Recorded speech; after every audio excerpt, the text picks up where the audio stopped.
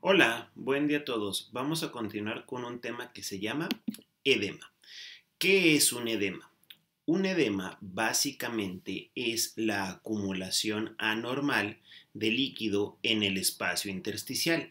Normalmente nosotros tenemos líquido en el espacio intersticial, pero cuando éste acumula un volumen considerado anormal, se denomina como edema. En este caso, el edema por sí solo puede llegar a ser un signo, una medición objetiva de que hay alguna patología en el paciente afectado. Pero dentro del mismo edema hay signos para evaluarlo. El edema, cuando ya tiene una manifestación que es objetivable, se dice que deja algo, un signo en el paciente que se llama fobia. ¿Qué es una fobia? En el caso de un paciente que presenta edema, si se le hace una presión o se le aplica una presión, por ejemplo, como lo están viendo ahí en la foto, con un dedo se quita esa presión y se queda una marca, eso se llama fobia. Entonces, el edema cuando ya está muy consolidado, se dice que deja fobia.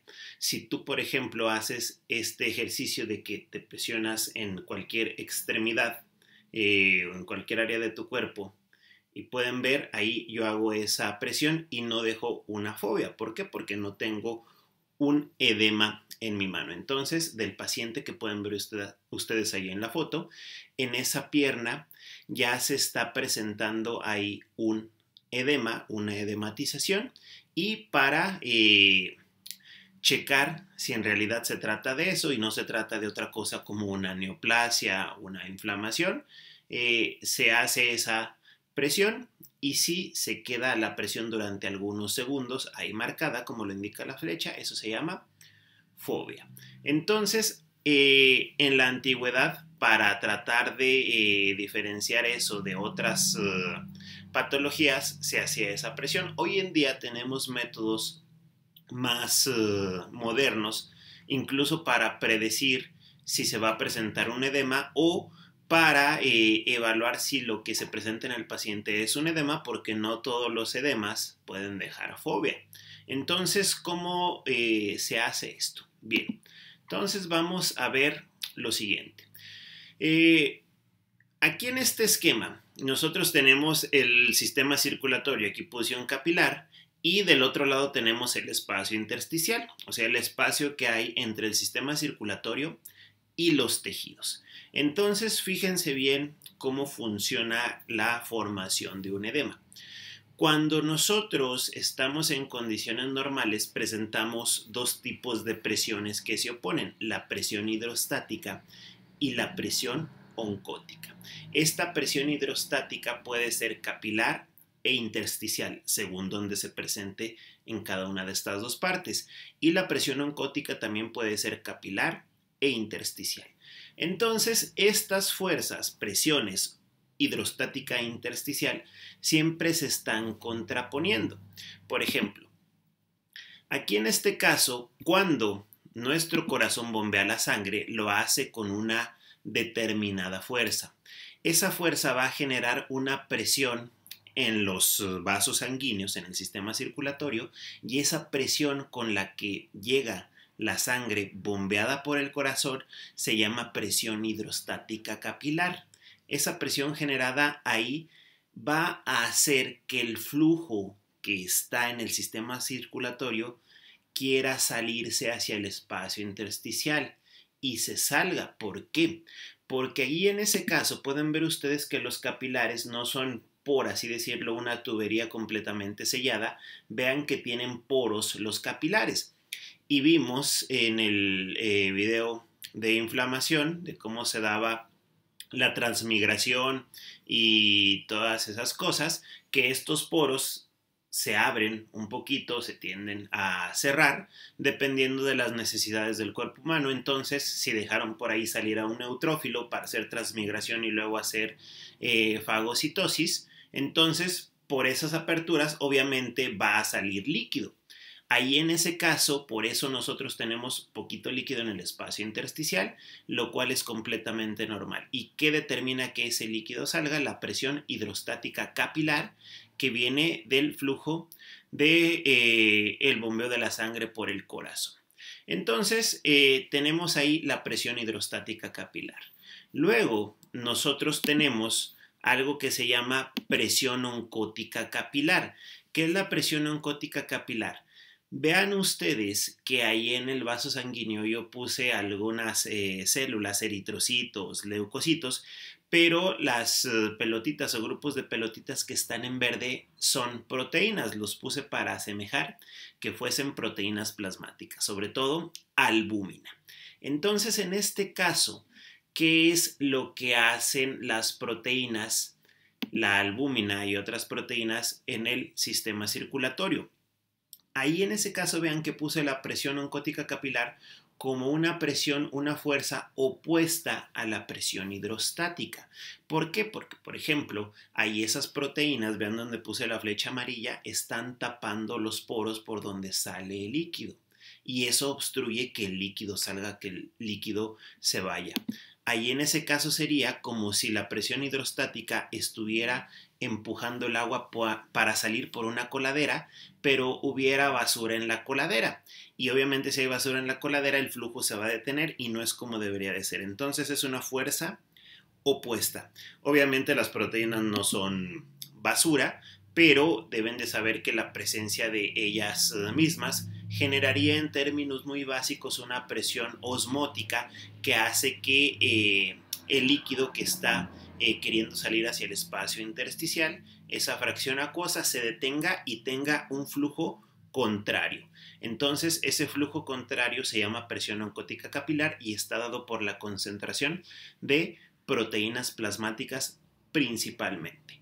Pero aquí en este caso, cuando los capilares ya dejan salir un poco de flujo y hay líquido en el espacio intersticial por default, ese líquido va a generar una presión hidrostática intersticial. Entonces ese flujo hace que haya una fuerza que obligue al flujo a salir más. Entonces, como les había dicho, tenemos presión hidrostática en los capilares y presión hidrostática en el intersticio. Vean que puse las flechas, que ahí en ese caso eso hace que el flujo sea de salida.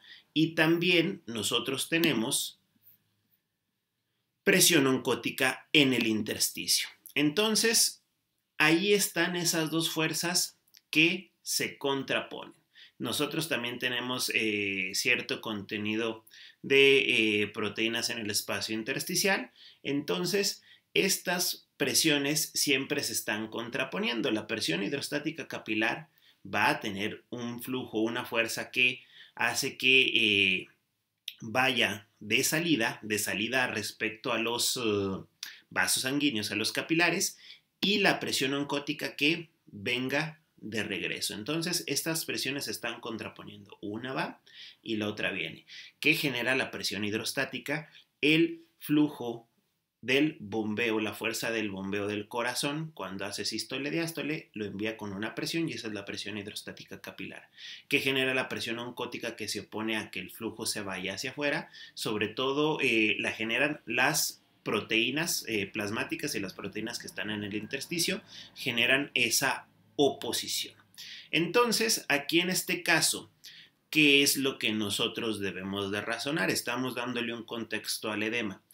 Que si nosotros vemos, pues estas fuerzas siempre se están contraponiendo, ¿y cuál va a ser el resultado del flujo de líquido que nosotros tenemos en el espacio intersticial? Porque tenemos cierto volumen de líquido de fracción acuosa en el sistema circulatorio, que ustedes ya saben cuál es el volumen de la sangre, y en el espacio intersticial. ¿Qué determina ese volumen? Pues obviamente ese volumen, si nosotros en términos simples lo hacemos, estaría determinado por la presión hidrostática menos la presión oncótica. O sea, nosotros hacemos una simple resta de cuánto flujo trae la presión hidrostática menos cuánto flujo trae la presión oncótica, y el resultado es lo que va a estar saliendo del sistema circulatorio.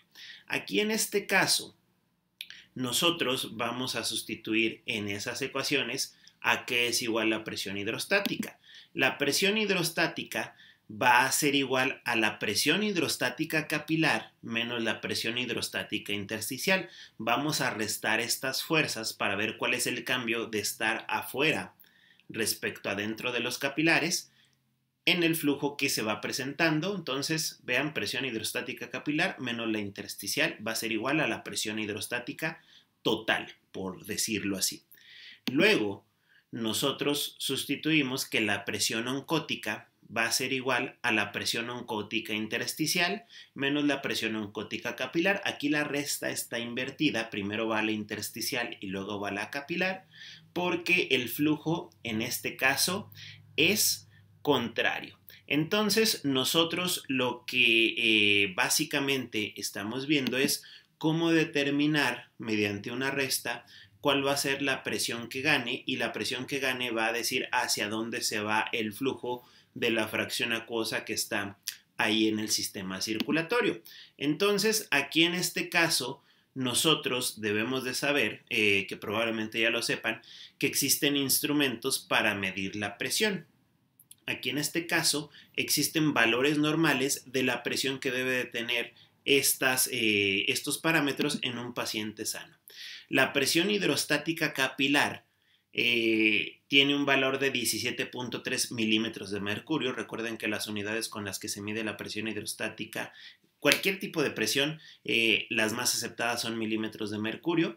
La presión hidrostática intersticial tiene menos 3 milímetros de mercurio, la presión oncótica menos 28 y la presión oncótica capilar menos 28 y la presión oncótica intersticial menos 8. Entonces, estos son los valores normales que tienen en un paciente sano presiones hidrostática y oncótica, tanto capilar como intersticial. Aquí en este caso, lo que nosotros debemos de tener en cuenta es que, pues obviamente, en un paciente que no está normal, estos valores van a variar. Les pongo en una tabla los valores normales de las presiones hidrostáticas y oncóticas, por si no llegaran a apreciarlas bien en la imagen anterior. Entonces, esos son los valores que se consideran como normales. Bien, entonces si nosotros teníamos la ecuación, ahora vamos a sustituir lo que vale cada una de estas presiones.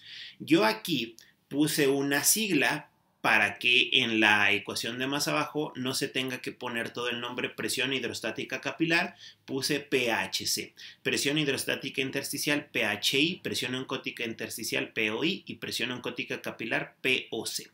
Entonces, eso es lo que va a significar cada una de las siglas que están al final de la siguiente imagen. Vamos a hacer la sustitución.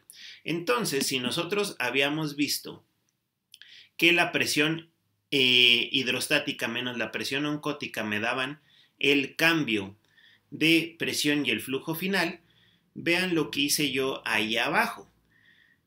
Si presión hidrostática es igual a presión hidrostática capilar menos presión hidrostática intersticial, yo puse ahí en una resta PHC menos PHI, que ya vimos lo que significan las siglas, menos la presión oncótica POI, presión oncótica intersticial, menos POC.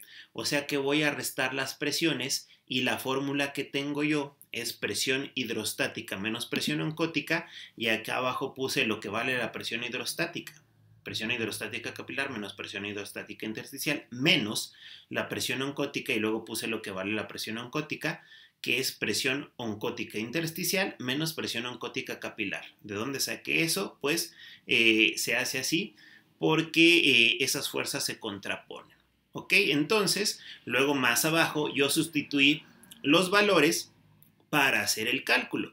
Vean que hay que tener cuidado con los signos. En este caso, ¿cuánto vale la presión hidrostática capilar? 17. A eso le tengo que restar la presión hidrostática intersticial, que es menos 3. Entonces es 17 menos 3. Vean abajo que por cuestiones matemáticas eso me va a dar 20.3 menos la presión oncótica intersticial, que vale menos 8, menos la presión oncótica capilar, menos la presión oncótica sí capilar, que vale menos 28. Entonces, menos 8 menos 28, en este caso me da 20. Luego, en la ecuación final es 20.3 menos 20 y el flujo final que está ahí me va a dar 0.3 milímetros de mercurio. ¿Qué es lo que quiere decir esto? Que al final de cuentas, la fuerza, la presión que va y la fuerza, la presión que viene hidrostática y oncótica se contraponen, pero gana la presión hidrostática intersticial de salida hacia allá con un flujo de 0.3 milímetros de mercurio, y eso quiere decir que siempre se sale poquito líquido de los capilares y está saliendo hacia el espacio intersticial.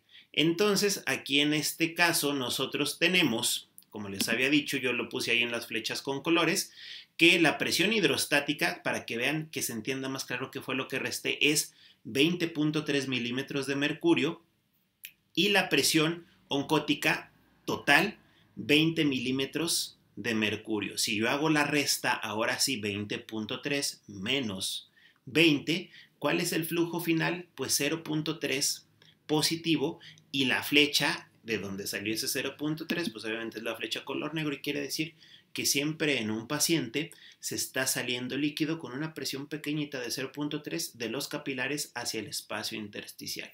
Ese líquido que sale sería con una presión de, lo puse ahora con una flecha verde, 0.3 milímetros de mercurio es el flujo de presión total.